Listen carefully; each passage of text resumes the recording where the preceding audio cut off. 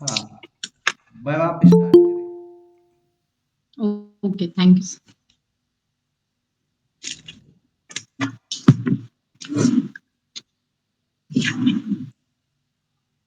Very good evening all. Indian research scholar association द्वारा आयोजित इस लेक्चर सीरीज में आप सभी का हार्दिक स्वागत और अभिनंदन है। इंडियन रिसर्च स्कॉलर, जैसा कि आप सभी को पता है, रिसर्च स्कॉलर्स और एकेडमिशियन के लिए एक लीडिंग प्लेटफॉर्म है जो रिसर्च स्कॉलर को रिसर्च को कैसे स्टार्ट करना है, इससे संबंधित रिसर्च का कार्य कैसे करना है, इस विषय पर वो लेक्चर्स आयोजित कराता है। और भी जो समसामयिक विषय होते हैं उन पे एक लेक्चर सीरीज ये इस एसोसिएशन लगातार चला रहा है। इसी तारतम्य में आज इस लेक्चर सीरीज का आयोजन किया गया है जिसका टॉपिक है qualitative research tools and methods. तो मैं अब इंडियन रिसर्च स्कॉलर के फाउंडर और जनरल सेक्रेटरी श्री विकास कुमार सर से निवेदन करूंगी कि वह हमारे मध्य में आए और वेलकम स्पीच करें। और डॉक्टर प्रीति शर्मा मैम, जो कि सेंट्रल यूनिवर्सिटी गुजरात से हमारे मध्य में जुड़ी है, मैम आपका बहुत बहुत स्वागत और अभिनंदन करती हूँ। Shri Vikas sir, I warmly invite you for welcome speech. Okay, thank you, Asa madam. First of all, I would like to congratulate to all executive committee members and participants of the Indian Research Scholars Association. And I would like to welcome the all participants who have joined this lecture series. It's a very relevant and uh,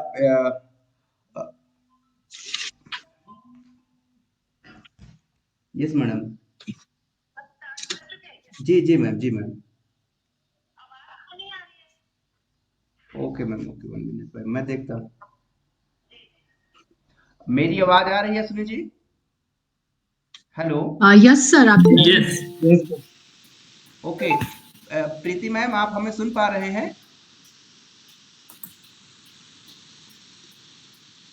hello.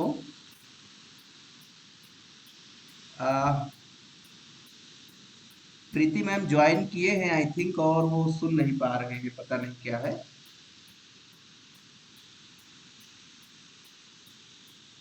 आप, हाँ, yes, प्रीति ma'am आप सुन पा रहे हैं हमें? जी, अब सुन पा रहे। Okay okay okay okay ma'am, thank you, thank you. So first of all, I would like to welcome on the bottom of my heart and core of my heart to our today's our speaker, Dr. Preeti Sharma madam. And ma'am has selected a very relevant topic, not for the research scholar, but it's also relevant, and its topic have significant for the academic person, and that student who are interested in the research. And I would like to welcome the convener of this lecture series to Asa Raj Purohit madam. And madam is a assistant professor in Government College Ratlam, Madhya Pradesh. And I would like to welcome the co-convener of this lecture series to Rekha Yadav madam. And madam is also assistant professor in Sitapur, University of Lucknow. Organizing secretary of this lecture series, Ashwini Kumar ji, who is the research scholar in also he's from my university. He's doing PhD at the economics department. And again, I would like to welcome the all participants who has taken your their valuable time and join this lecture. So because today we have with us very eminent speaker, Dr. Preeti Sharma madam. So I will be not take more and much time. So I want to invite again to Asa Raj Purohit madam. Madam, see the further proceeding. Thank you madam. Thank you so much sir. मैं विकास sir का भी तहे दिल से धन्यवाद करती हूँ और स्वागत करती हूँ कि सर आपने हमको एक ऐसा प्लेटफॉर्म दिया है जहाँ पे जो भी रिसर्च स्कॉलर है वहाँ पे वो एकत्रित होकर ज्ञान को प्राप्त कर पा रहे हैं, और आप जो लेक्चर सीरीज चला रहे हैं उसमें आप बहुत ही ज्ञानवर्धक लेक्चर विषय पे करवा रहे हैं, और साथ ही साथ जो स्पीकर आप बुला रहे हैं वो बहुत ही नॉलेजफुल है, वो बारीकी से रिसर्च की जो गहराइयां हैं उनको समझाते हैं। और आज भी जो हमारा टॉपिक है qualitative tools and technique in social science research, ये बहुत ही इंपॉर्टेंट विषय है। तो मैं डॉक्टर प्रीति शर्मा मैम का एक बार स्वागत करती हूँ, और उनके परिचय के लिए हमारे organising secretary Ashwin Kumar sir, जो कि रिसर्च स्कॉलर है Indira Gandhi National Tribal University Amarkantak से, सर आपको आमंत्रित करती हूँ कि आप आए और doctor Preeti Sharma ma'am Central University Gujarat का परिचय हमारे सामने और हमारे रिसर्च स्कॉलर के सामने प्रस्तुत करें। Shri Ashwini Kumar sir. Thank you very much, Asha ma'am. First of all, a warm welcome to everyone and the ma'am, our chief speaker. My name is Ashwini Kumar and I'm PhD scholar in Economics Department, IGNTU Amarkantak. If we go through the a brief introduction of respected ma'am, she is assistant professor in Center for International Politics, School of International Studies in University of Gujarat. Madam has were awarded JRF in 2010, and after that she also were awarded PhD in political science in 2015 from the University of Rajasthan. Madam has been teaching since 2013 till present. During this period, she has been work in many institutions like Pariskar College of Global Excellence, Jaipur, Vivekanand Global Universities, Modi University of Science and Technology, and St. Xavier College, and as she is in present in University of Gujarat. Ma'am has expertise in many areas like women's. I have gone through her paper on Google Scholar. She has worked with the women's study. She has expertise in gender in South Asia, neighborhood politics, international issues in South Asia, and the most relevant area like climate change, which is we are growing through in present. Even the Delhi has been suffering from the air pollution, we can say. Madam has also life member of national and international bodies like International Political Science Association and Rashtriya Samman Vigyan Parishad, Indian Society of Gandhian Studies. Ma'am also in present is a vice chairperson of research committee like IPSA, International Political Science Association, and she has been also a secretary of IPSA in 2021. And ma'am has also directed evaluated a research project of ICSSR institution, evaluation of Article 370 as a co-director. This is just a brief introduction, ma'am. I have gone taken from the internet, and I think ma'am जितना आपने काम किया है in academics में, that is more important for us. So it is our great opportunity to have here, and I thank you from the behalf of Indian Research Scholar Association. So please guide us. So again, welcome, ma'am. Thank you Ashwini ji, गागर में सागर भरने के लिए। वैसे इतना बड़ा सागर है नहीं, गागर के लायक ही है जो भी परिचय है वो। और दूसरी बात, मैं आशा जी को भी अभिनंदन करूंगी, आपका भी धन्यवाद। और IRSA को इस स्तर पर चलाने के लिए जिस तरीके से इंडियन रिसर्च स्कॉलर्स एसोसिएशन काम कर रहा है, जितनी रेगुलरिटी के साथ आप लोग लेक्चर्स करवा रहे हैं, ये मुझे विकास जी से जानने को मिला। तो विकास जी, आपके इस जज्बे को सलाम, और आपके पीछे जितने भी पर्दे के पीछे जितने भी आपके जो ये संगठन है काम कर रहा है, आप सभी को सलाम। Thank you. और आप सभी के को एक बार फिर से शुभकामनाएं देते हुए हम टॉपिक पर बढ़ते हैं। वैसे मैं बेसिकली मैं पॉलिटिकल साइंस से हूँ और जैसा कि परिचय से पता चलता है आज अभी इन दिनों मैं जो है मतलब मेरे पिछले 5-6 साल से मैं इंटरनेशनल रिलेशंस पे काम कर रही हूँ और साउथ एशिया और नेबरहुड स्टडीज मेरा कोर सब्जेक्ट है, ठीक है, एक्सपर्टीज। और जब विकास जी ने कहा कि हम एक ऐसा सब्जेक्ट लेते हैं जो कि पूरे ही सोशल साइंसेज के लिए काम आए, तो वो रिसर्च मेथोडोलॉजी से अच्छा कुछ हो नहीं सकता, क्योंकि आज के ज़माने में रिसर्च मेथोडोलॉजी जिसकी जितनी अच्छी होगी उतना ही अच्छा। मतलब हम ये कह सकते हैं कि अगर आप सभी रिसर्च स्कॉलर्स हैं तो ऑब्वियसली आपके लिए रिसर्च के डायरेक्शन में अगर हम थोड़ा सा भी यज्ञ में आहुति दे सकें तो वो उससे अच्छा काम नहीं हो सकता। इसीलिए हमने ये जो सब्जेक्ट जो लिया है qualitative tools and techniques in social sciences research, तो ये एक्चुअली एक ऐसा रेलेवेंट सब्जेक्ट है क्योंकि आजकल जो नेशनल एजुकेशन पॉलिसी है उसके हिसाब से भी हम इंटरडिसिप्लिनरी रिसर्च पर काम करते हैं और सोशल साइंसेज रिसर्च में जितने भी टूल्स एंड टेक्निक्स हम लोग काम में लेते हैं वो सब, जैसा कि आप सबको पता है कि हम लोग साइंसेस से हमने अपनी रिसर्च के जो कह सकते हैं एक साधारण भाषा में बोलूं तो उधारी चल रही है। हम उधर से उधार ले करके और अपना सोशल साइंसेज के अंदर रिसर्च चला रहे हैं। लेकिन जब आप देख रहे हैं पिछले 2-3 साल से नेशनल एजुकेशन पॉलिसी भी इस दिशा में काम कर रही है कि आप इंटरडिसिप्लिनरी रिसर्च पर तो काम करेंगे ही करेंगे, साथ ही में जो इंडियन नॉलेज सिस्टम है उसमें जो शोध की प्रक्रियाएं हैं उनको हम लोग इसमें ऐड करें, तब जाकर के हमारा जो भारतीय शोध के प्रतिमान है वो उनको हम लोग निश्चित रूप से छू सकते हैं। तो जैसा कि हम लोग मीमांसा के अंदर पढ़ते हैं कि प्राचीन भारतीय जो हमारे शास्त्र हैं उनमें मीमांसा हमें शोध के डायरेक्शन में आगे बढ़ाता है। लेकिन जो इन जनरल क्राइटेरिया है रिसर्च का, जो कि आज तक हम लोग यूज करते आ रहे हैं, इसके अंदर हम धीरे धीरे इंडियन नॉलेज सिस्टम को भी ऐड करेंगे। लेकिन जो बेसिक हमारा आइडिया है रिसर्च का, उस आइडिया के अकॉर्डिंग हम सबसे पहले तो रिसर्च और रिसर्च मैथोडोलॉजी के बीच का फर्क जाने कि दोनों में फर्क क्या है। तो रिसर्च मैथोडोलॉजी जो है वो एक बड़ा अम्ब्रेला है।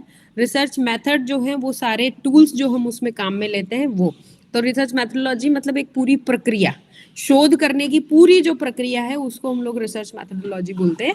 और उसमें उसी के अंदर हम लोग जितने टूल्स को काम में लेते हैं वो टूल्स जो है वो हमारे रिसर्च मेथड्स कहलाते हैं।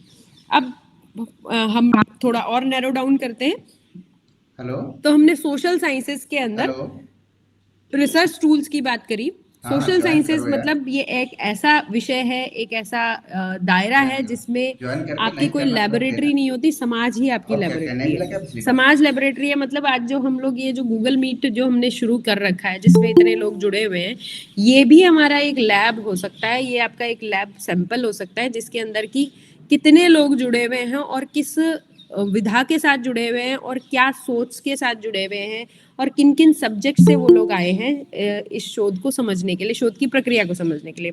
मैं एक जनरल क्राइटेरिया दे रही हूँ शोध के लिए, लेकिन हर व्यक्ति अपने अपने सब्जेक्ट के अकॉर्डिंग अपना अपना जो रिक्वायरमेंट है शोध की, रिसर्च की जो रिक्वायरमेंट्स है उसको उसके अकॉर्डिंग अडॉप्ट करेगा। तो वही चीज़ है कि हम जब बात करते हैं सोशल साइंसेज के अंदर, तो सोशल साइंसेज में एक बहुत बड़ा, हम ये कह सकते हैं एक बड़ा ग्लोबल स्ट्रक्चर है सोशल साइंसेज, जिसके अंदर कई सारे सब्जेक्ट्स आते हैं। और उन सब्जेक्ट्स में आपका ज्योग्राफी आगा, क्योंकि ज्योग्राफी वो है जो कि जहाँ हर व्यक्ति जो भी कोई पाया जाता है वो अपने एरिया की सबसे पहले स्टडी करेगा। फिर उसके बाद आप बात करें कि ह्यूमन साइकोलॉजी की, वहाँ रहने वाले लोगों की साइकोलॉजी कैसी है। फिर उसके बाद हम लोग बात करें कि क्योंकि व्यक्ति के लिए उसकी जो बेसिक रिक्वायरमेंट्स हैं वो पूरी करने के लिए आपका इकोनॉमिक स्ट्रक्चर बहुत स्ट्रांग होना चाहिए। उसे समझना जरूरी है कि आपकी इकोनॉमी आप किस तरीके से चलाते हैं, जिससे कि आपके देश के जितनी भी बेसिक रिक्वायरमेंट्स हैं वो पूरी हो, फुलफिल हो, तो समाज आपका खुश रहे। तो एक स्टेट जो है उसके लिए सबसे बड़ा जो हम कह सकते हैं कि ऑब्जेक्टिव है वो अपने समाज को खुश रखना है, ठीक है। तो अपने समाज को खुश रखने के लिए उसे क्या क्या बेसिक रिक्वायरमेंट्स जरूर, रोटी कपड़ा मकान हम जनरली बोला करते हैं कि ये हमारी बेसिक रिक्वायरमेंट्स है, पर रोटी कपड़ा मकान के लिए आपको क्या चाहिए, पैसा चाहिए। तो इकोनॉमिक एस्पेक्ट्स को जब हम उसमें पढ़ते हैं तो वो आपका economic structure of social sciences होगा। फिर उसके साथ अब अगर हम लोग सोशियोलॉजिकल एस्पेक्ट्स, मतलब इस इकोनॉमिक एक विशेष एरिया, एक विशेष ज्योग्राफिकल स्ट्रक्चर का सोशियोलॉजिकल स्ट्रक्चर कैसा है और वो किस तरीके का इकोनॉमिक एस्पेक्ट को अडॉप्ट करते हैं। जैसे फॉर एग्जांपल अगर मैं गुजरात में बैठी हूँ या मैं राजस्थान से हूँ, तो राजस्थान का इकोनॉमिक एस्पेक्ट लद्दाख से, जम्मू कश्मीर से, मध्य प्रदेश से, दिल्ली से बिल्कुल अलग होगा। यही है। तो ये जो डिफरेंसेस हैं, इन डिफरेंसेस को हम लोग जाने, उसको पहचाने, तो ये भी एक हमारा शोध का एस्पेक्ट है। तो इसलिए सोशल साइंसेस के अंदर हम लोग इकोनॉमी, उसके साथ साथ हमारा ज्योग्राफी, हाँ इतिहास में हमारे किस तरीके के स्ट्रक्चर्स चले आ रहे हैं, कैसे हमने जीवन जिया है, कैसे हमने शुरुआत करी है किसी एक पर्टिकुलर लैंड एरिया पर, और उसके साथ साथ लोगों की साइकोलॉजी कैसी बनी। राजस्थान में रहने वाला व्यक्ति बहुत ठंड नहीं महसूस मतलब बर्दाश्त कर सकता, लद्दाख में रहने वाला व्यक्ति राजस्थान में बहुत आराम से नहीं रह सकता। तो वो जो साइकोलॉजी जो डेवलप होती है, that psychology is also incorporated under the research aspect. So this is how we have to frame the social sciences research area, and we have to use and adopt all the tools required in social sciences that is based upon our daily routine experiences, and whatever these experiences are. जैसे कि हम लोग बात करें कि अगर historically हम भारत भूमि का हम जो भौगोलिक स्ट्रक्चर देखेंगे, तो पहले के जमाने में ये जो क्लाइमेट चेंज और ग्लोबल वार्मिंग जैसे एस्पेक्ट्स पर बात नहीं होती थी, लेकिन पिछले कई सालों से ग्लोबल वार्मिंग और क्लाइमेट चेंज पर बात हो रही है, और हम उसके जो दुष्परिणाम है वो भी देख रहे हैं। अगर आप कोस्टल एरियाज की तरफ जाओगे तो वहाँ अलग परिस्थितियां दिख रही है आपको क्लाइमेट चेंज की और ग्लोबल वार्मिंग की, और अगर आप पहाड़ी एरिया में जाओगे तो वहां पर लैंडस्लाइडिंग और ये सब आए दिन होता रहता है। पूरा बारिश का जो समय था, मॉनसून का जो टाइम था, वो पूरा बहुत ही नेगेटिव फॉर्म में निकलता है वहां पर। और कुछ पहाड़ी एरियाज तो हम लोग जानते भी हैं कि ये तो बहुत फेमस है लैंडस्लाइडिंग और इन सब चीजों के लिए। तो ये जो है, this is again a part of your research, right. तो सोशल साइंसेज में किस तरीके के आपके टूल्स होते हैं और कैसे उन टूल्स को हम लोग अडॉप्ट करें, इस चीज को मैंने आपका जो ये लेक्चर है उसके अंदर इनकॉर्पोरेट करने की कोशिश करी है, जिसमें कि सबसे बड़ी बात है कि हमको सबसे पहले रिसर्च क्या है वो समझना है। तो what is research? Research is a disciplined and systematic approach. तो एक सिस्टमैटिक अप्रोच मतलब हर परिस्थिति के पीछे कोई ना कोई कारण है, तो हम कॉजल इफेक्ट को ध्यान में रखते हुए, अगर अभी मैं अगर सोचती हूँ कि मैं गुजरात में बैठी हूँ और मान लीजिए यहाँ पर ठंड का मौसम बाकी सारे एरियाज में शुरू हो चुका है लेकिन गुजरात में नहीं हुआ, तो मैं ये जानने की कोशिश करूंगी कि क्यों नहीं हुआ। So why this particular thing brings me to the research area or research tool. तो यहाँ पर हम इसको कहेंगे कि सिस्टमैटिक वे में कि पहले ये हुआ है उसके बाद में ये दूसरी चीज आएगी, ये इससे पहले नहीं आ सकती, मतलब कारण जो है वो परिणाम से पहले ही आता है। तो ये एक सिस्टमैटिक अप्रोच हमें ध्यान में रखनी पड़ेगी। और दूसरी चीज है कि आपका जो रिसर्च है वो एक प्लान्ड रिसर्च होना चाहिए, एक ऑर्डर्ड रिसर्च होना चाहिए, and that should be relevant to public. हम लोग आजकल देखते हैं कि जब आपसे रिसर्च प्रपोजल्स अगर आप लोग ने कभी बनाए हैं और या फिर पीडीएफ वगैरह के लिए अप्लाई किया है या फिर आप अपना सिनॉप्सिस बनाते हैं, तो सिनॉप्सिस में भी आपसे पूछा जाता है रैशनल और relevance. So what do you mean by rational and relevance? Relevance is something which is important for the society. Rational मतलब इसका समाज के ऊपर या फिर आसपास के लोगों के ऊपर या फिर उस पर्टिकुलर एरिया के ऊपर इसका क्या प्रभाव रहा है और किस तरीके से उस एरिया को, वहाँ के लोगों को किस तरीके से प्रभावित कर रहा है, ये एक उसका रैशनल होता है। रैशनल मतलब प्रभाव वर्ड भी नहीं यूज करेंगे, हम ये कहेंगे कि उपयोगिता, इसकी क्या उपयोगिता है, ठीक है। जैसे फॉर एग्जाम्पल अगर मैं बात करूं कि गुजरात के क्लाइमेट चेंज को समझने के लिए मैंने कोई रिसर्च प्रपोजल स्टार्ट किया है। तो उस रिसर्च प्रपोजल गुजरात के क्लाइमेट चेंज, गुजरात का क्लाइमेट, ठीक है, climatic conditions of Gujarat as compare to Rajasthan, तो वो समझना क्यों, मतलब मैंने ये टॉपिक लिया क्यों है, तो मैंने जो प्रॉब्लम उठाई है, this topic is referred as problem, तो ये प्रॉब्लम मैंने क्यों उठाई है, क्यों उसको यूज किया है, उसके पीछे का कारण मुझे जानना पड़ेगा। तो वो कारण ढूंढने के लिए रैशनल पर बात करनी पड़ेगी कि इसका क्या रैशनल है। अगर मैं ये रिसर्च कर भी रही हूँ तो इसका वहाँ के इस पर्टिकुलर समाज के लिए, राजस्थान और गुजरात के लोगों के लिए उसकी क्या उपयोगिता रहेगी। तो वो उपयोगिता जानने के लिए हम पूरी रिसर्च उस डायरेक्शन में लेके जाते हैं कि जैसे मैंने बात करी कि क्लाइमेटिक कंडीशंस दोनों की अलग अलग क्यों है। तो राजस्थान की क्लाइमेटिक कंडीशंस वहाँ के जो हम कह सकते हैं ना Tropic of Cancer, Tropic of Cancer Gujarat से होकर गुजरती है, राजस्थान से नहीं होती, तो राजस्थान से दूर हो गई, तो इसलिए राजस्थान में अभी मौसम ठंडा है, ठीक है। गुजरात में एज कंपैरेटिवली थोड़ा गर्म है अभी। हम सोच नहीं सकते कि कार्तिक मास इतना गर्मी वाला हो सकता है अगर उत्तरी भारत में हम लोग रहते हैं तो।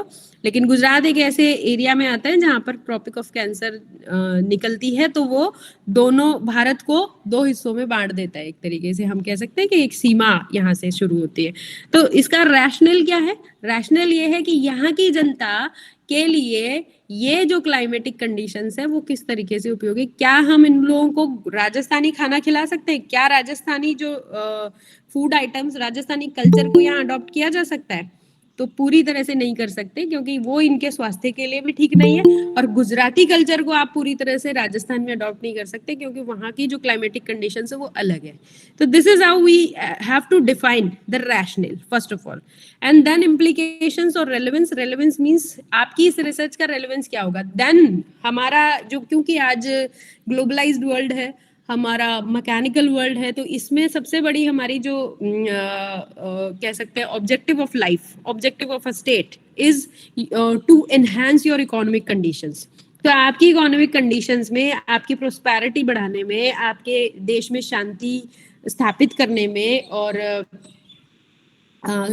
जो कॉन्फ्लिक्ट रेजोल्यूशन है उन सबको निपटाने के लिए हम कोई भी शोध करने की कोशिश करते हैं। तो अगर मान लीजिए मैं ये भी रिसर्च अगर कर रही हूँ, तो इस रिसर्च में दोनों ही स्टेट्स के अंदर किस तरीके के बिजनेस मॉडल्स को हम लोग अडॉप्ट करें जिससे कि दोनों स्टेट्स का इकोनॉमिक स्ट्रक्चर जो है उसको स्ट्रेंथ मिले, और स्ट्रेंथ मिलेगी तो वहाँ की पॉवर्टी लेवल और यहाँ के जो सोशल स्ट्रक्चर है उन दोनों को बैलेंस किया जा सकता है। और यही हम क्या कहेंगे, इसको हम लोग कहेंगे रेलेवेंस ऑफ द रिसर्च। यानी कि आप अगर कोई काम कर रहे हो, कोई शोध अगर आप कर रहे हो, तो उसका अगर समाज के लिए कोई उपयोगिता नहीं है तो वो शोध बेकार है। तो सबसे पहले आपको ये डिफाइन करना पड़ेगा कि अगर मैं कोई भी रिसर्च कर रहा हूँ अगले 3 साल के लिए, या मैंने अपना कोई सिनॉप्सिस डिजाइन किया है, तो उसके रेलेवेंस जो है वो सोसाइटी के लिए और आपके देश के लिए होना बहुत जरूरी है। वरना आपकी रिसर्च जो है दैट्स अ कॉपी पेस्टिंग, ठीक है। पहले जो लोग कर चुके हैं वही आप दोबारा कर रहे हैं, तो ऐसा करना भी नहीं चाहिए, और this is wastage of your 3 years, ठीक है। तो और दूसरी चीज, जैसे मान लीजिए कुछ JRF स्कॉलर्स होते हैं, उनको सरकार पैसा दे रही है, तो वो जो पैसा है वो सरकार किस लिए दे रही है कि ये ऐसा शोध करेंगे जो कम से कम देश को कुछ एक नई फाइंडिंग्स देगा, और उन फाइंडिंग्स को वो जो देश है वो अपने जिस पर्टिकुलर एरिया में इसने रिसर्च करी है उसमें उसको यूज किया जा सकता है। तो ये आपका सेकेंड इम्पॉर्टेंट थिंग है, ठीक है। फिर उसके बाद जो क्वालिटेटिव रिसर्च है, क्वालिटेटिव रिसर्च जनरली क्या होती है, इंडक्टिव होती है नेचर से, और इसमें क्या है कि रिसर्चर जो है वो दी हुई जो सिचुएशन है उसके मीनिंग को जानने की कोशिश करता है। यानी कि एक रेंज ऑफ डेटा कलेक्शन है आपके सामने, और एनालिसिस टेक्निक्स सामने दी हुई है, और आपके पास एक सैंपल है आपके पास, और वो जो सैंपल है उस सैंपल के लिए आपने जो टूल्स यूज किए हैं वो किसी भी तरीके स्ट्रक्चर्ड, सेमी स्ट्रक्चर्ड, कैसे भी ओपन एंडेड कैसे भी हो सकते हैं।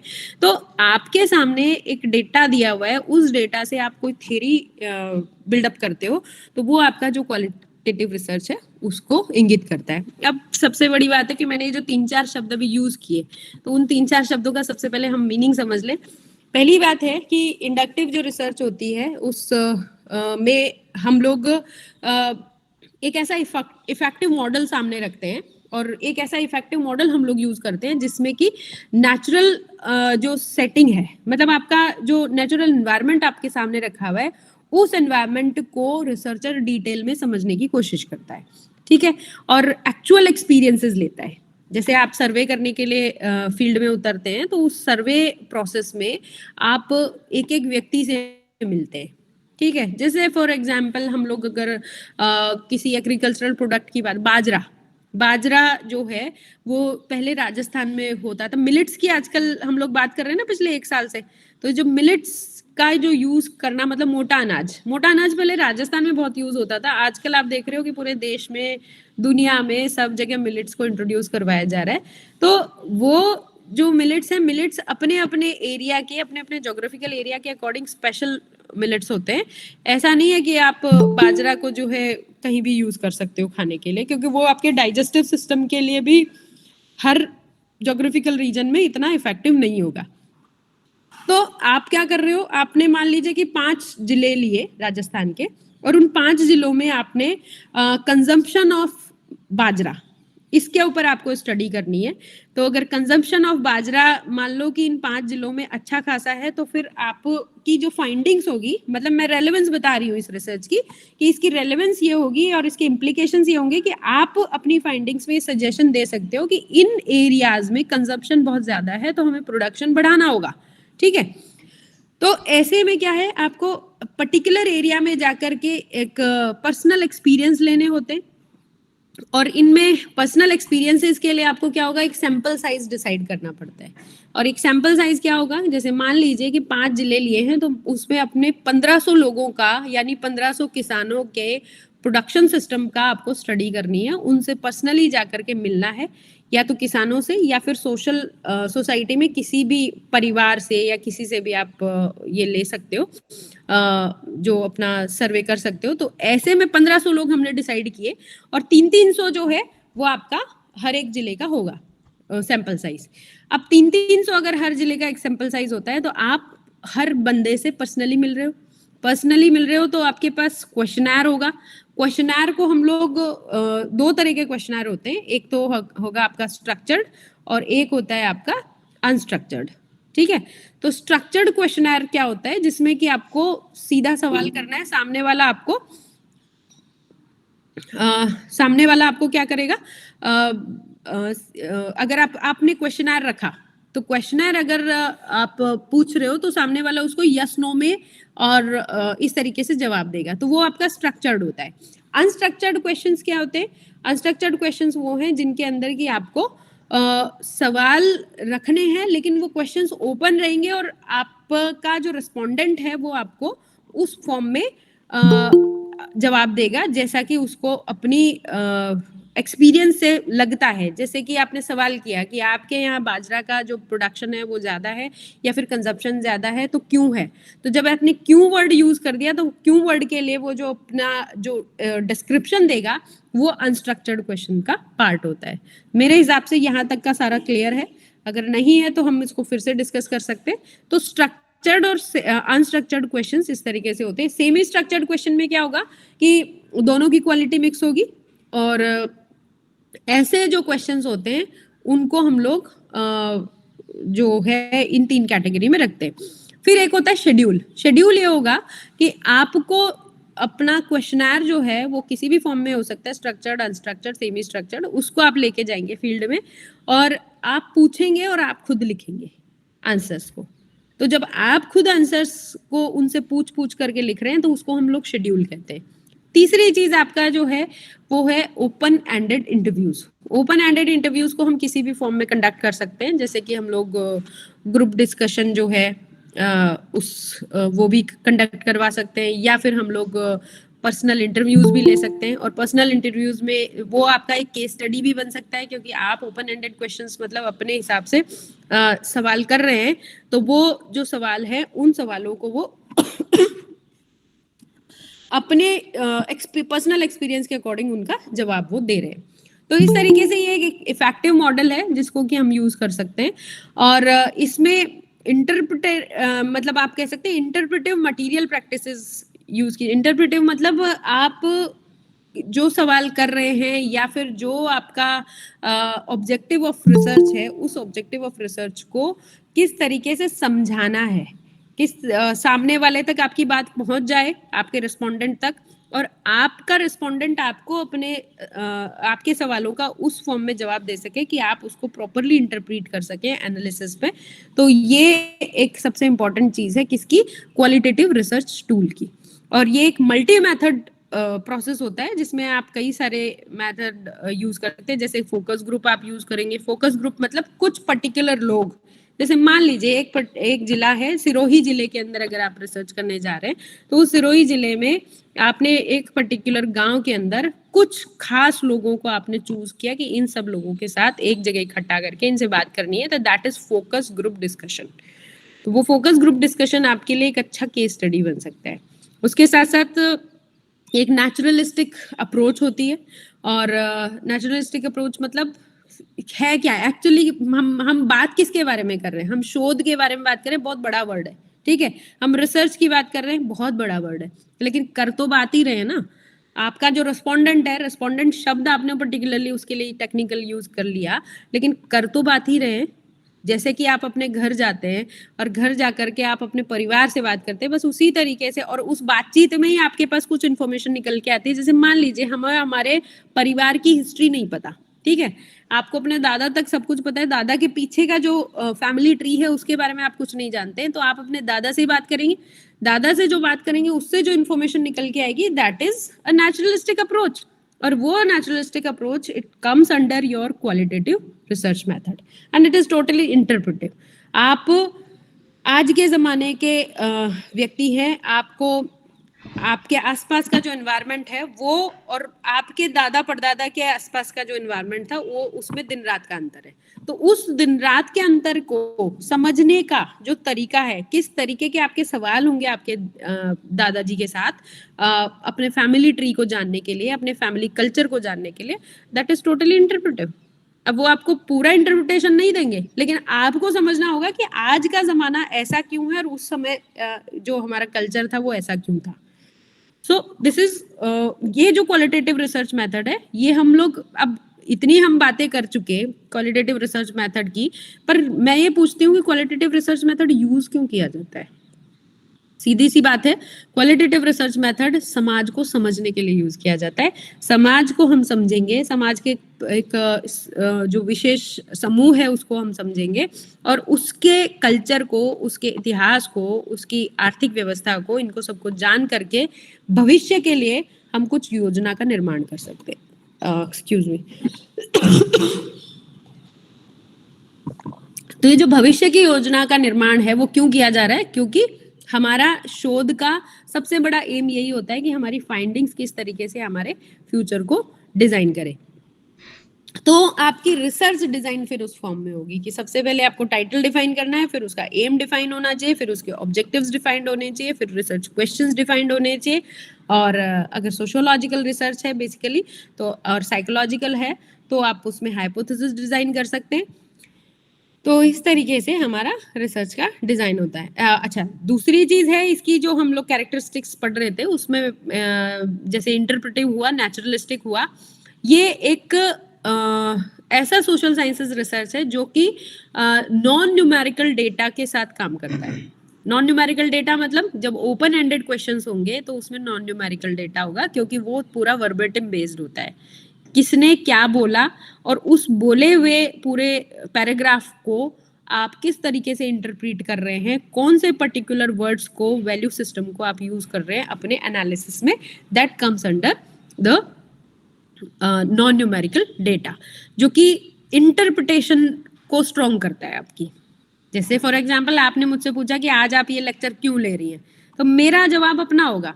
विकास जी से अगर पूछा जाए कि आज आपने यही लेक्चर क्यों रखवाया, तो विकास जी के अपने जवाब होंगे, लेकिन हमारे दोनों के जवाबों में कुछ कीवर्ड्स बिल्कुल सिमिलर होंगे। उन कीवर्ड्स, सिमिलर कीवर्ड्स को लेकर के एनालिसिस किया जा सकता है आज के इस लेक्चर का। तो that is how it is totally based upon interpretive research, right. So it is non numerical data based research. फिर उसके बाद जो है ये आपको सोशल लाइफ को समझने में हेल्प करता है, जो मैं शुरू से बोल रही हूँ कि हम सोशल साइंसेज में रिसर्च करते ही क्यों हैं। उसका सीधा सीधा एक ही जवाब है कि आपको समाज को समझना है। हम पॉलिटिकल साइंस के हैं, हम ज्योग्राफी के हैं, हम हिस्ट्री के हैं, साइकोलॉजी के हैं, फिलॉसफी के हैं, किसी भी सब्जेक्ट से हम रिलेटेड हैं, हमें समाज को समझना है, ये हमारा उद्देश्य है। और इसी तरीके से हम साइंटिफिक रिसर्च से बिल्कुल अलग है। दोनों सिस्टमैटिक होती हैं, दोनों एक्सपीरियंशियल होती हैं, लेकिन दोनों ही रिसर्चेस जो हैं वो ग्रेजुअल प्रोसेस के साथ चलती हैं। लेकिन सोशल साइंसेज रिसर्च इसलिए अलग है साइंसेज से क्योंकि हम यहाँ पर हमारी कोई लैबोरेटरी, पर्टिकुलर लैबोरेटरी नहीं होती कि हमारा पर्टिकुलर एनालिसिस निकलेगा ही निकलेगा।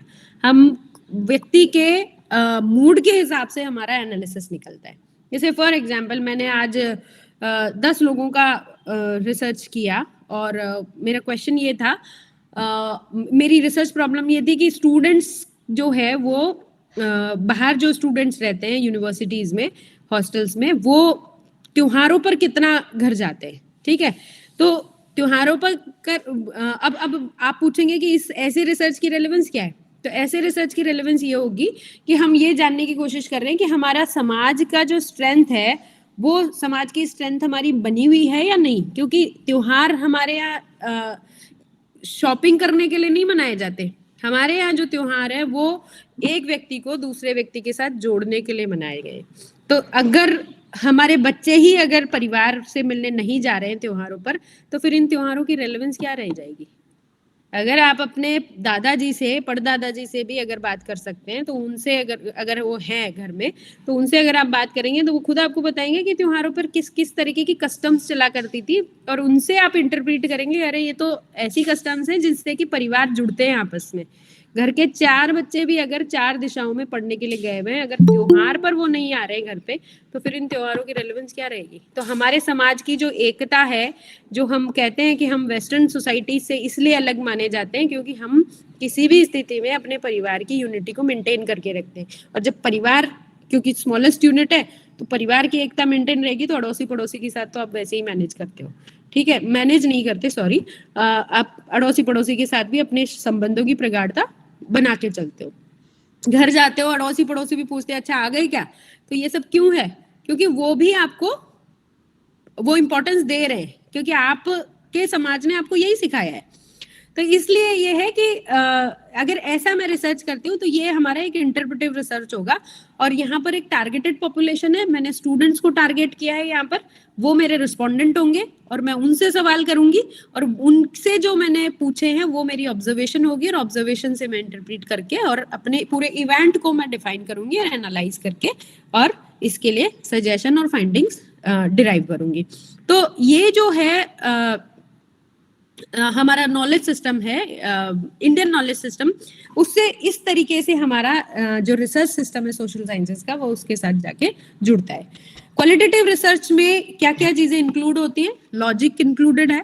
लॉजिक इंक्लूडेड कैसे, मैंने पूछा कि त्योहार क्यों मनाते हैं हम लोग, उसके पीछे कोई लॉजिक है। वो हमारे ये सुपरफिशियल एक्टिविटीज के लिए नहीं है कि हम शॉपिंग कर रहे हैं, ये कर रहे हैं, वो कर रहे हैं, that is not something very logical. Logic उसके पीछे है कि हम अपने पूरे परिवार को, कुटुंब को, कुनबे को एक साथ इकट्ठा करते हैं, जोड़ते हैं, जो कि 12 महीने में कम से कम 4-5 बार जो है एक दूसरे से मिले और वो सौहार्द बना रहे। दूसरी चीज है एथनोग्राफी। एथनोग्राफी मतलब हम सोशल साइंसेज का जो क्वालिटेटिव रिसर्च है उसके अंदर एथनिक जो ग्रुप्स हैं हमारे, उन सब एथनिक ग्रुप्स को का अध्ययन करते हैं। राजस्थान का अपना एथनिक ग्रुप है, गुजरात का अपना है, अलग अलग स्टेट्स के अपने अपने एथनिक ग्रुप्स हैं। उनके हिसाब से, उनको जानने के बाद में उस हिसाब से हम उसका जो मॉडल है वो डिराइव कर सकते हैं कि अच्छा इनके कस्टम्स जो है वो इस तरीके के इसलिए हैं क्योंकि ये एथनिक ग्रुप यही कस्टम और कल्चर के साथ चलता है। फिर है डिस्कोर्स एनालिसिस। डिस्कोर्स एनालिसिस मतलब हमारा क्या डिस्कोर्स चलता है, राजस्थान का, मध्य प्रदेश का, कर्नाटक का, आंध्र प्रदेश का, इनमें किस तरीके के डिस्कोर्स मतलब कैसा कल्चर और लोगों की सोच। ठीक है, तो वो जो सोच है उस सोच को समझने के लिए आप उसके कल्चर को समझने की कोशिश करोगे। फिर उसके साथ साथ इसमें ये सब जानने के बाद फिर केस स्टडीज जो है वो भी अपना एक टूल होता है केस स्टडीज मतलब मैं 10 लोगों को लिया और उन 10 लोगों से मैंने उनकी अपनी अपनी स्टोरीज सुनी और वो जो स्टोरीज हैं उन स्टोरीज को मैं नोट डाउन करूं तो that is a case study and as per the case study we will also come to know the situation and the structure of the society. फिर है ओपन एंडेड इंटरव्यूज जो अभी हमने discuss किया। Interviews में भी आपका जो क्वेश्चनर होगा वो स्ट्रक्चर्ड अनस्ट्रक्चर्ड होगा। फिर पार्टिसिपेंट ऑब्जर्वेशन, पार्टिसिपेंट ऑब्जर्वेशन मतलब one who is participating in your research, उसकी ऑब्जर्वेशन क्या है। उसके साथ साथ काउंसलिंग भी इसमें आता है जो कि साइकोलॉजी का पार्ट है। उसके साथ साथ थेरेपी भी इसमें आती है जो भी साइकोलॉजी का है। जैसे मान लीजिए कि किसी को बहुत डिप्रेशन है तो वो डिप्रेशन का केस जो है वो अपने साइकोलॉजिकल काउंसलर के पास जाएगा तो वो साइकोलॉजिकल काउंसलर उसकी पूरी हिस्ट्री जानने की कोशिश करेगा, उसका पूरा बैकग्राउंड जानेगा और फिर वो उसको काउंसलिंग करेगा। तो ये जो पूरा बैकग्राउंड जान करके जो पूरी जो बातचीत चली है पहले दिन से और अंतिम दिन तक, जब तक उस व्यक्ति का इलाज पूरी तरह से नहीं हो जाता, एक्चुअली काउंसलिंग में कोई इलाज नहीं होता, काउंसलिंग सिर्फ बातचीत है। हम क्यों कहते हैं कि हम समाज के प्राणी हैं और समाज जो है वो हमारा सबसे बड़ा हॉस्पिटल है। आप अकेले बैठे हैं, अकेले कई दिनों से काम कर रहे हैं और अगर आपको अपना मूड फ्रेश करना है तो आप अपने 4 लोगों के साथ जाकर बैठोगे। This is counselling. उनके साथ शेयर करना, उनसे कुछ सजेशंस लेना, बातों बातों में वो आपको ऐसी ऐसी बातें बोल जाएंगे कि जो आपको लग जाएगी और आप उसके लिए पॉजिटिव फील करेंगे। तो वो this is all about counselling and that's a therapy of your life. तो इसलिए कि ये आपके टूल्स हैं, ठीक है। फिर है आपका जो ग्राउंडेड थियरी। ग्राउंडेड थियरी मतलब जैसे किसी एक पर्टिकुलर सोसाइटी का एक ज्योग्राफिकल स्ट्रक्चर का जो बेसिक थियरी है, राजस्थान के अंदर कैसा फूड स्ट्रक्चर होगा, कैसा कल्चरल स्ट्रक्चर होगा, उसकी अपनी थियरी है। उसके पीछे वहाँ का क्लाइमेट है, उसके पीछे वहाँ की ज्योग्राफिकल कंडीशंस है, उसके पीछे वहाँ का वो पाकिस्तानी बॉर्डर एरिया के साथ वो कनेक्टेड है, उसके साथ साथ वो चारों तरफ से कितने स्टेट्स के साथ कनेक्टेड है।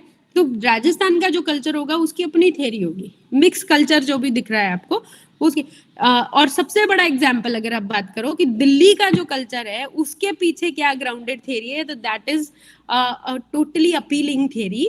आप देखोगे कि जब माइग्रेंट्स आए थे पाकिस्तान की तरफ से तो वो सारे के सारे चलते चलते दिल्ली में आके बसे, ठीक है। उसके साथ साथ दिल्ली में और भी कई सारे संतुलन पीरियड और इन सब पीरियड्स के टाइम पे वहां पर राज रहा है। तो वहां पर एक अपने आप ही एक मिक्सचर रहा है। दिल्ली क्योंकि हार्ट ऑफ कंट्री है तो चारों तरफ के जितने भी स्टेट्स हैं वहां से कुछ कुछ लोग माइग्रेट होकर के और वहां पर जॉब की तलाश में, काम की तलाश में वहां आए। तो इसलिए दिल्ली का कल्चर बिल्कुल मिक्स कल्चर है। वहां आप कोई एक कल्चर की पहचान नहीं देख सकते। तो that is grounded theory which you have to go through. Then biography. Biography मतलब किसी ने अपनी कुछ लिखी है बायोग्राफी, तो वो भी आपका social science, qualitative social sciences research का पार्ट होगा। उसके साथ साथ कंपैरेटिव मेथड। कंपैरेटिव मेथड में ये है कि आप किसी प्रॉब्लम को ले रहे हैं और अगर मान लो मैंने बोला शुरू में आपको कि राजस्थान गुजरात के बीच में मैं अगर कोई स्टडी करती हूँ तो ये जो राजस्थान गुजरात के बीच की जो स्टडी है that is a comparative study, क्योंकि एक ही जैसे है, दोनों पश्चिमी राज्य हैं।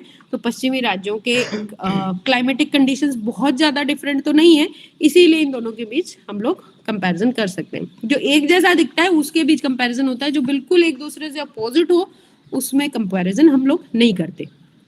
फिर उसके साथ इंट्रोस्पेक्शन।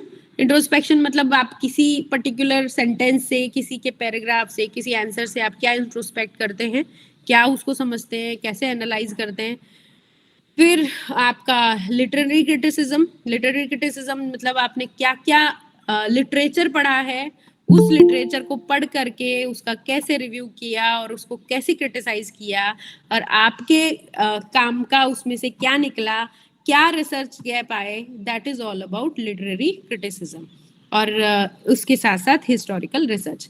तो ये सारे आपके जो क्वालिटेटिव रिसर्च के टूल्स हैं जिनको कि हम लोग सोशल साइंसेस की रिसर्च एक्शंस में यूज करते हैं और सोशल साइंसेस की जो प्रॉब्लम्स है उनको हम लोग इंटरप्रीट करते हैं, उनका सेंस मेक आउट करते हैं और इस एक्सपीरियंस के साथ हम लोग जो समाज में रहने वाले जो व्यक्ति हैं उनकी रियलिटी को समझ पाते हैं और उनकी प्रॉब्लम्स को सॉल्व कर पाते हैं। सो this is all about these qualitative research tools from my side. Thank you. Thank you so much ma'am. आपकी अच्छा और ज्ञानवर्धक लेक्चर दिया। मेरी भी बहुत सारी क्यूरियोसिटीज हैं, तो मैं आपको पर्सनली कॉल करके भी पूछूंगी। और अभी जो पार्टिसिपेंट्स भाग ले रहे हैं, अगर उनमें से किसी को कोई क्वेरी है तो आप मैम से बिल्कुल पूछ सकते हैं। Actually, मैम ने madam, बहुत ही बारीकी से सारी someone स्टेप्स have written बताई। your queries and doubts in the text message. So if you want to ask directly, so you can ask without hesitation. Otherwise, we will be read, then ma'am will be answered. I think Rasmi Rajora ji has written something. हाँ, I can see the chat box. यहाँ पर रश्मि राजोरा का question है, ma'am what is the difference between participatory research and participant observation and ethnography? See, participatory research और participant observation में बहुत ज्यादा difference नहीं है, बहुत छोटा सा माइनर हम लोग कह सकते हैं ना उसको। हम लोग पार्टिसिपेंट ऑब्जर्वेशन ये होता है कि आपका जो पार्टिसिपेंट है उसके साथ बातचीत करने में, सवाल करने में आपको क्या आप ऑब्जर्व कर रहे हो, उसकी बॉडी लैंग्वेज, उसके जो वर्ड्स हैं, उसने क्या आपको मतलब किस तरीके के उसके आंसर्स हैं, तो उसके साइकोलॉजिकल एस्पेक्ट्स को भी आप समझोगे तो उससे अपने आप आपको पता चल जाए। जैसे फॉर एग्जांपल मैं आपको एक बताती हूँ, मैंने जब एवोल्यूशन ऑफ आर्टिकल 370 पे रिसर्च किया तो मैं फील्ड में गई थी श्रीनगर में। वहां पर मैंने ये पूछा कि भाई 370 को हटाने के बारे में आप क्या सोचते हैं, हटना चाहिए कि नहीं हटना चाहिए? हालांकि बहुत सीधा सवाल था, पूछना नहीं चाहिए ऐसा सवाल, पर मेरे दिमाग में वो क्यूरियोसिटी थी तो मैंने पूछ लिया। सामने वाले ने मुझे बोला, क्योंकि हमने एक इंस्टीट्यूट के अंदर एक ऑफिस में हमने इंटरव्यू लिया था, तो वो व्यक्ति साफ बोला मुझे, उसका जवाब भी बहुत अच्छा था कि हम चाहते हैं कि 370 हटे, क्योंकि 370 की वजह से यहाँ पर काफी सारी एडवर्सिटीज हम लोग फेस कर रहे हैं। लेकिन यही सवाल अगर आप मुझे भरे बाजार में पूछेंगे तो मैं मना कर दूंगा। ठीक है, ये क्या है?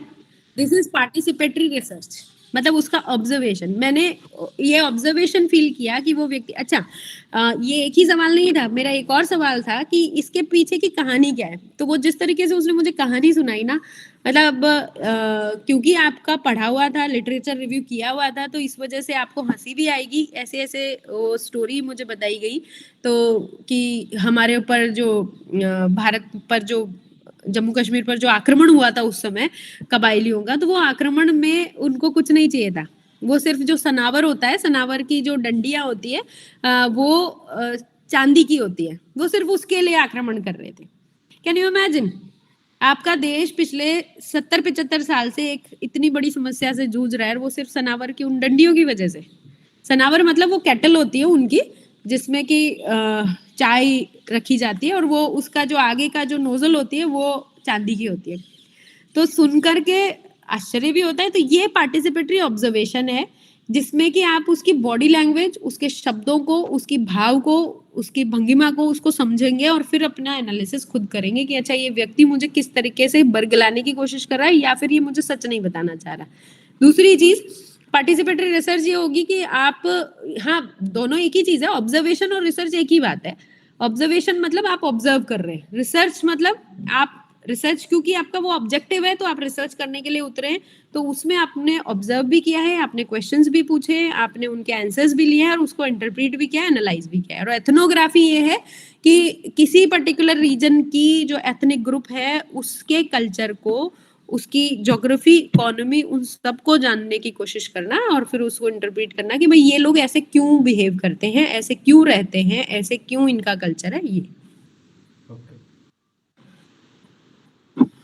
नेक्स्ट और कोई? मुझे आपसे एक सवाल पूछना था जी। पहले सबसे पहले सर थोड़ा सा अपना इंट्रो दे करके सवाल पूछे तो ज्यादा। हाँ जी, मैं एडवोकेट विवेक गर्ग हूँ दिल्ली से, और मुझे अभी एक रिसर्च ऑर्गेनाइजेशन है, काइंड ऑफ ट्राइबल ऑर्गेनाइजेशन जो वर्ल्ड के बहुत सारे ट्राइबल्स को लेके काम करती है, link with the UNO and the RSS. तो वो अभी डिब्रूगढ़ में वहाँ पे पेपर प्रेजेंटेशन भी मुझे देना है कि वनवासी कल्याण आश्रम ने पिछले 70 साल में क्या क्या काम किया अलग अलग स्टेट में। हाँ। तो अब मैं किस तरह से स्टडी करूं, क्योंकि किसी स्टेज में कहीं किसी ट्राइबल में कुछ ज्यादा समस्या थी, किस में कम है, तो एक रिसर्च में हमें पैरेलल एक यूनिफॉर्म डाटा देना है, तो देखिए हमें कैसे रिसर्च करना चाहिए? हाँ, जब आप रिसर्च करने की बात कर रहे हैं, एक तरफ तो आप कह रहे हैं डेटा देना है, ठीक है, तो डाटा अगर देना है तो वो तो पूरे भारत का आपको देना पड़ेगा, ठीक है, तो हाँ वो जी। आपका वो एक बहुत ब्रॉड एरिया हो गया। तो ब्रॉड एरिया पे रिसर्च नहीं होती है, रिसर्च होती है एक एक पर्टिकुलर एरिया पे बहुत नैरो डाउन करके। तो ये ठीक है। आपके अकेले का रोल नहीं है ये। अगर हम्म। आप कहाँ से बिलोंग करते हैं? मैं वैसे तो एमपी से बिलोंग करता हूँ, उज्जैन से। आप एमपी से हैं तो एमपी के भी आप किसी पर्टिकुलर ऐसे रीजन को लेंगे जहां पर ट्राइब्स जो है वो ज्यादा पाई जाती हैं, ठीक है, मतलब आप उन ओके। जिलों को लेंगे और आप सिर्फ एमपी को रिप्रेजेंट करेंगे, क्योंकि इतना बड़ा अगर डेटा देने की कोशिश करेंगे तो आप जस्टिफाई नहीं कर सकते उसके साथ, ठीक है, जस्टिस नहीं होगा। तो आपको एक एरिया पे या दो एरियाज पे या दो स्टेट्स, तीन स्टेट्स, इनको कंपेयर करके आपको डालना पड़ेगा कि अच्छा इनके साथ पहले इनकी ट्राइब्स की ये स्थिति थी और आज जो है वनवासी कल्याण आश्रम की वजह से ये इन लोगों ने इतने काम किए हैं, उन कामों की वजह से आज ये प्रभाव पड़ा है इनके ऊपर। मतलब मैं एक एग्जांपल दे सकती हूँ कि मिशनरी का कितना इम्पैक्ट आप मिटा सके, ठीक है ना। ओके। मेरे पास यही एक एग्जांपल है, मैं बहुत डीप स्टडीज में नहीं करी है, तो क्योंकि पहले नहीं था ये सब हमारी अप्रोच में, तो मिशनरीज उस पे अप्रोच करते थे और आपका जो देश में जो कन्वर्जन जो बढ़े हैं, मिशनरी कन्वर्जन, वो इसी वजह से तो बढ़े हैं क्योंकि आपने इग्नोर कर रखा था। अब वनवासी कल्याण आश्रम ने उस पे काम करना शुरू किया है, तो वो कितना कम हो पाया है, लोगों की घर वापसी कितनी हुई है, ठीक है, ये एक एग्जाम्पल है। बाकी आपके रिसर्च का जो एम ऑब्जेक्टिव कुछ और हो सकता है, पर आप 2 या 3 स्टेट्स के ट्राइबल एरियाज को कंपेयर कर सकते हैं, वो भी एक जैसे दिखने वाले। ऐसा नहीं कि आप लद्दाख की ट्राइब्स को कंपेयर करोगे राजस्थान से और एमपी से, दैट इज नॉट पॉसिबल, क्योंकि वहाँ क्लाइमेटिक कंडीशन अलग होती है, तो आपको ज्योग्राफिकल, इकोनॉमिक सब देख करके फिर कंपैरिजन करना पड़ेगा। Okay ma'am, thank you ma'am. और कोई किसी का कोई सवाल? Thank you very much. Ma'am मैं भी प्रश्न एक छोटी सी क्वेरी है, दो कि हमारे पार्टिसिपेंट्स भी बहुत सारे प्रश्न रखे होंगे, पर जैसे मैम ये बहुत सारे टूल्स आ गए हैं और सॉफ्टवेयर्स भी आ गए हैं इवन क्वालिटेटिव डेटा को एनालाइज करने के लिए, पर जो क्वालिटी ऑफ सोसाइटी को हम किसी सॉफ्टवेयर से कितना हम जस्टिफाई कर सकते हैं किसी सॉफ्टवेयर से? एक लिमिट तक होता है, लेकिन फिर भी ये है कि आपका काम इजी हो जाता है। जैसे आप जो है अभी मान लीजिए कि 500-600 का अगर डेटा सैंपल साइज लेते हैं तो आप खुद ही कर लोगे उसको, लेकिन अगर मान लीजिए कि 2500 का सैंपल साइज होता है तो और आपके पास टाइम नहीं है ज्यादा, तो फिर उसके केस में आपको ये सैंपल्स जो टूल्स है ये यूज करने पड़ते हैं, और धीरे धीरे इनमें थोड़ा सा रिफाइनिंग हो ही रही है, ऐसा नहीं है कि ये मतलब हेल्पफुल नहीं है। अब जैसे क्वालिटेटिव टूल्स के लिए एनवीवो अगर हम यूज करते हैं, तो आप खुद इमेजिन कीजिए कि किसी के भाव को कैसे, इमोशंस को कैसे आप उसमें एनालाइज करेंगे, क्योंकि वो एक पूरा आपके पास एक स्टेटमेंट होगा सामने वाले का एक पर्टिकुलर क्वेश्चन पे, और उन सारे स्टेटमेंट्स को वो लोग तो सिर्फ कीवर्ड्स के थ्रू ही तो आपको देंगे, और वही कीवर्ड्स को यूज करते हुए आप लेते हो, लेकिन आप जो एनालिसिस करोगे, डीप एनालिसिस, वो आपकी अपनी होगी, वो एक जो स्टैटिस्टिकल टूल है वो उतना उस हद तक तो नहीं कर सकता। जी, और किसी का कोई प्रश्न है? जी मैम, एक दो प्रश्न लिखे हुए, एक जोगिंदर जी का प्रश्न है और एक देवराज बी जी का प्रश्न है। Kindly suggest. देखिए देवराज जी का जो क्वेश्चन है ना, वो है टूरिज्म डेस्टिनेशन पे स्पेशल मैपिंग पे, ये ज्योग्राफी से रिलेटेड है। I am not from the geographical background, but still I can say that tool to analyse data collected using special mapping of a tourism destination for to route recommendation, ये actually एक statistical tool को ये जो topographical जो है ना geography के, ये उन्हीं से रिलेटेड है, मेरा वो एरिया नहीं है, तो मैं जस्टिस नहीं कर पाऊंगी इस क्वेश्चन के साथ। एक समस्या पर एक जिले में रिसर्च हो चुका है, तो क्या उसी समस्या पर दूसरे जिले में रिसर्च कर सकते हैं?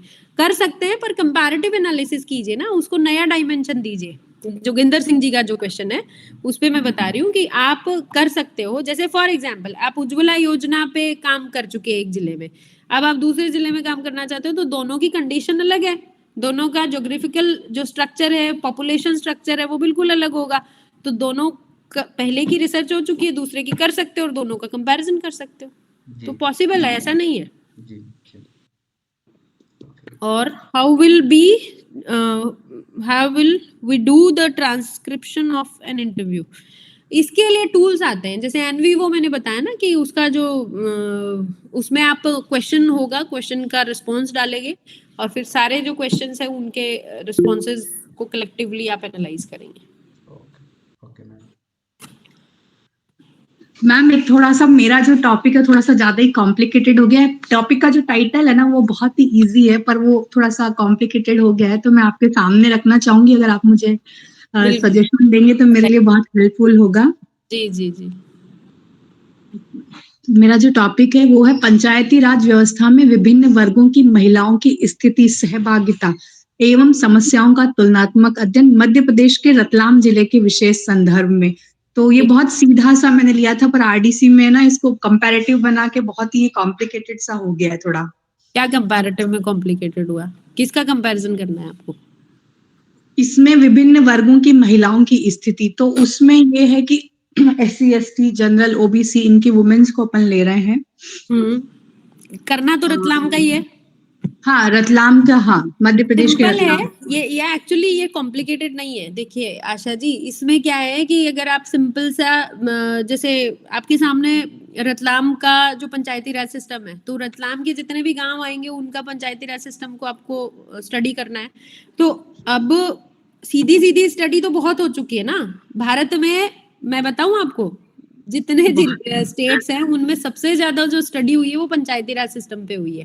और पंचायती राज सिस्टम में फीमेल रिप्रेजेंटेशन पे बहुत स्टडी हुई है, तो मतलब दैट इज समथिंग कॉमन। तो आपकी RAC ने आपको सजेशन अच्छा दिया है कि आप उसको कंपैरेटिव करो अलग अलग क्लास के अकॉर्डिंग।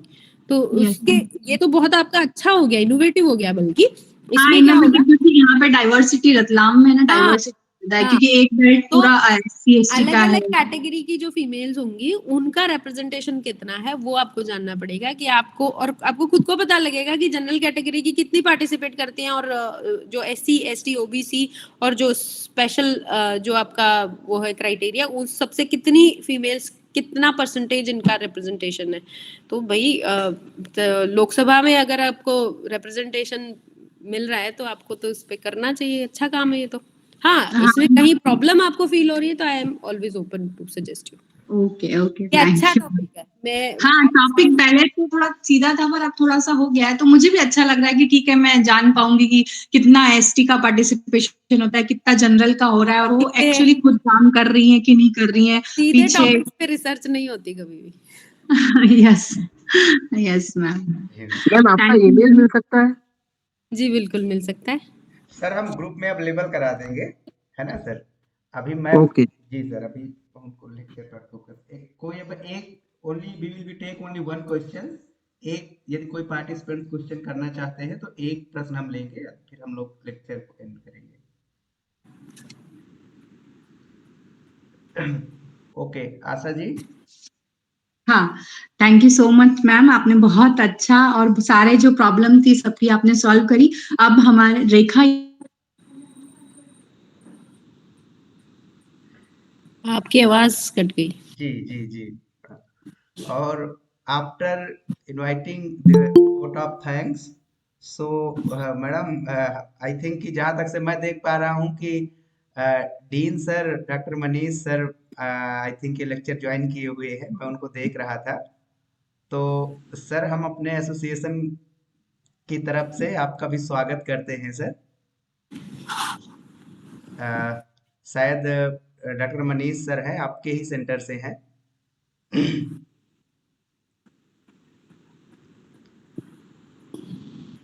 रेखा मैडम। रेखा यादव मैम, अगर आप मुझे सुन पा रहे हैं तो ma'am please vote of thanks के लिए I invite you. Thank you Asha ma'am. Good evening to all of you. सबसे पहले तो मैं आज के लेक्चर सीरीज की मुख्य वक्ता डॉक्टर प्रीति शर्मा मैम को थैंक्स कहना चाहूंगी, जिन्होंने अपने बिजी शेड्यूल से वक्त निकाल के हमारे इस कार्यक्रम में शिरकत की और सोशल साइंसेस में क्वालिटेटिव रिसर्च, उसके मेथड्स, टेक्निक्स यूज, उसके रिसर्च डिजाइन और उसके कैरेक्टरिस्टिक के सभी पहलुओं पर चर्चा की और अब मुझे लगता है कि हमारे पार्टिसिपेंट्स के सारे डाउट्स क्लियर हो गए होंगे। इसके साथ ही इस कार्यक्रम के सफल संचालन के लिए मैं आशा राज पुरोहित मैम को भी धन्यवाद देना चाहूंगी। इसी क्रम में आज के इस कार्यक्रम के संयोजक और इंडियन रिसर्च स्कॉलर्स एसोसिएशन के जनरल सेक्रेटरी विकास कुमार और ऑर्गेनाइजिंग सेक्रेटरी अश्विनी कुमार को भी बधाई देना चाहूंगी कि उन्होंने रिसर्च स्कॉलर के रिसर्च से रिलेटेड प्रॉब्लम्स को ध्यान में रखते हुए एक लेक्चर सीरीज की शुरुआत की है, जो कि एक बहुत ही सार्थक प्रयास है और आशा है कि आगे भी वो इसी प्रकार के रिसर्च और कंटेम्प्रेरी पॉलिटिकल इश्यूज पर ऐसे ही ज्ञानवर्धक कार्यक्रमों का आयोजन करते रहेंगे। और इसके साथ ही उन सभी पार्टिसिपेंट्स को भी धन्यवाद जो अभी तक हमारे साथ बने रहे। और लास्ट में मैम मैं कहना चाहूंगी कि मेरा भी आपसे क्वेश्चन है, लेकिन वो मैं पर्सनली करूंगी उसके लिए मैं आपको पर्सनली कॉल करूंगी वो क्योंकि अभी विकास जी ने कहा कि एक क्वेश्चन है कोई एक पूछ सकता है, तो वो मैं पर्सनली पूछना चाहूंगी। जी जी मैं आपने अकाउंट में भी रखा हुआ वो है। सब बोलना चाहूंगा। Okay, thank you. Thank you Preeti ma'am, बहुत अच्छा था इंटरेक्शन आपसे। And actually Ashwini ji, Preeti ma'am हमारी यूनिवर्सिटी आ चुकी हैं, आपने देखा होगा आरएसवीपी वाले कार्यक्रम में। और मुझे लगता है विकास जी अब आपको एक और लेक्चर करवाना चाहिए। बिल्कुल मैं मैम, एक लेक्चर और मतलब मैं तो रिक्वेस्ट करूंगा अभी मैम एंड रेखा मैम, आपको मैंने बाद में सुना, आई वाज फीलिंग कि मैं रेडियो सुन रहा हूँ। Your voice is madam Preeti madam की ये भी स्कॉलर ही है। Rekha ma'am is also the research scholar of the Preeti ma'am, but not the Gujarat वाले प्रीति मैम की नहीं, लखनऊ वाले प्रीति मैम की स्कॉलर है। और तो उनका मैम क्या है, मैं ये कहूंगी वी हैव टू प्रीतिज एक प्रीति मैम, तो वही। और मैम इससे पहले थैंक यू। Thank you. ठीक है, प्रणाम मैम। थैंक यू विकास जी। ठीक, थैंक यू अश्विनी जी। आप सभी को धन्यवाद, इतनी देर आपने सुना और कितना मैं जस्टिस कर पाई इस टॉपिक के साथ और कितना आप लोगों तक मैं पहुंचा पाई अपनी बात, और मुझे पेशेंस के साथ सुनने के लिए बहुत बहुत धन्यवाद। बहुत अच्छा काम कर रहे हैं आप। And I request to all participants, send your feedback in our Gmail. Then we will provide the link, and we will also provide to all of you the certificate. Okay. Okay, ma'am, फिर and किया जाए session ma'am. Okay जी बिल्कुल। Thank you. Thank you. Thank you ma'am. Thank you.